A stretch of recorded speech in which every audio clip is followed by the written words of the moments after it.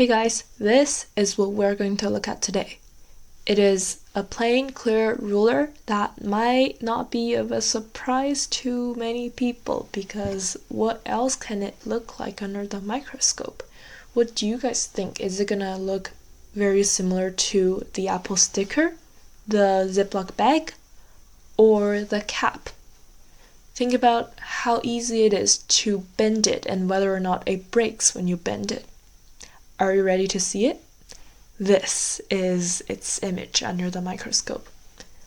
It is very fibrous, just like the cap that we looked at, and you can see that the fibers are not lined up that neatly, and this property allows the ruler to be a little bit more flexible than the cap, because trust me, I tried to break the cap and I was not successful at that.